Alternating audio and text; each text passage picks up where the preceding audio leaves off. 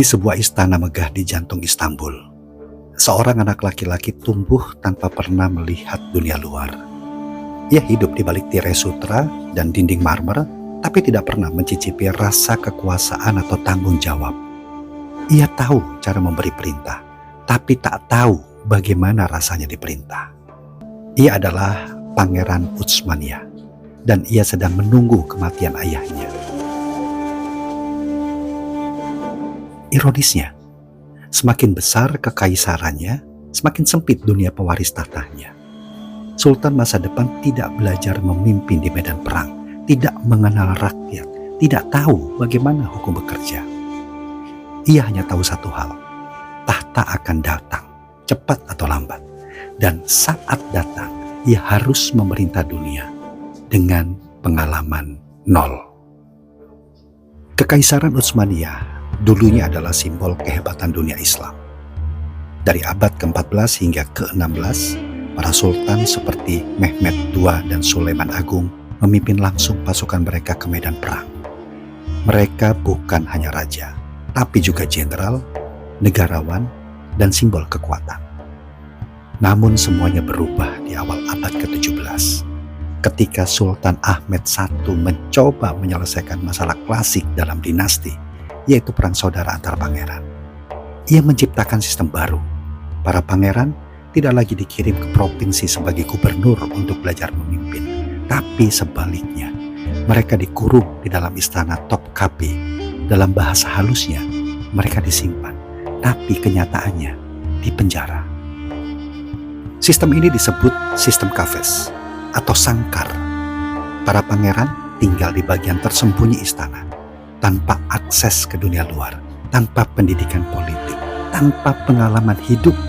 Mereka diawasi ketat, dilarang berinteraksi bebas, dan dilarang berpikir kritis. Hanya satu hal yang ditanamkan sejak kecil, bersiap naik tahta tanpa tahu bagaimana cara mengendalikannya.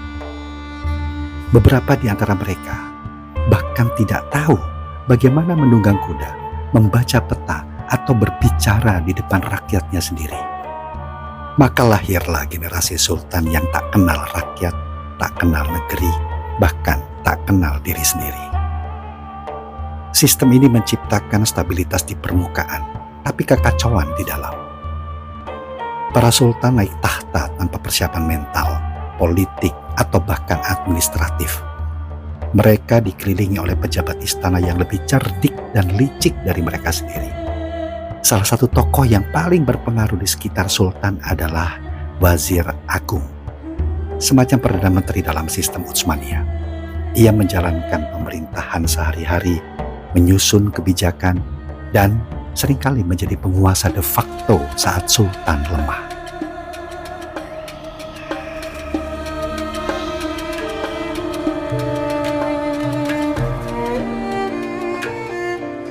Tapi ketika posisi ini bisa dibeli, maka kekacauan menjadi sistemik. Banyak wazir bukanlah negarawan, melainkan pedagang kekuasaan. Sultan hanya menjadi boneka yang diatur oleh wazir, jenderal, dan bahkan oleh ibu mereka sendiri, atau para valide sultan. Valide sultan adalah ibu kandung dari sultan yang berkuasa. Dalam budaya istana, mereka memiliki pengaruh yang luar biasa. Mereka bukan hanya simbol keibuan, tapi juga pusat kekuasaan. Di balik layar, mereka mengatur pernikahan politik, mempengaruhi keputusan negara, bahkan menentukan siapa yang pantas hidup atau mati di dalam istana. Pada masa kejayaan, mereka membimbing sultan muda. Tapi ketika sistem berubah, mereka justru mendominasi, mengubah istana menjadi gelanggang intrik yang lebih dalam dari perang di perbatasan. Lebih buruk lagi, kebijakan pengangkatan pejabat pun ikut membusuk. Tanpa standar keterampilan, satu-satunya jalan naik pangkat adalah uang. Jabatan dibeli, bukan diberi karena layak. Wazir bisa diangkat hari ini dan dipenggal esok hari. Sistem ini merembet hingga ke daerah. Gubernur lokal menjadi semakin mandiri, pajak tak lagi sampai ke pusat, dan otoritas Istanbul mulai dilupakan. Pemerintah pusat tampak besar, tapi kosong, kaya nama, tapi miskin kendali. Bahkan sistem pendidikan istana berubah. Di masa keemasan, Sultan muda belajar taktik militer, syariah, bahasa Arab, dan ilmu pemerintahan. Kini, mereka belajar cara menunggu. Dan ketika tiba waktunya untuk memimpin, mereka tampil dengan wajah pucat, suara pelan, dan pandangan yang bingung. Rakyat melihat raja mereka seperti melihat bayangan. Ada, tapi tidak menginspirasi. Negara yang dulu menjadi simbol kekuatan Islam dunia, kini dikendalikan oleh simbol-simbol kosong. Tahun 1638, Sultan Murad IV menjadi sultan terakhir yang memimpin pasukan ke medan perang. Setelah itu, tahta Utsmaniyah tidak lagi menyentuh tanah. Ia melayang di udara istana, jauh dari realitas rakyatnya. Ketika seorang sultan duduk di atas singgasana, rakyat tidak tahu siapa yang memerintah. Apakah wazir yang membisik di telinga? Apakah ibunya yang duduk di kamar dalam? Atau apakah itu hanya sistem yang berjalan sendiri, seperti roda yang tidak tahu kemana arahnya?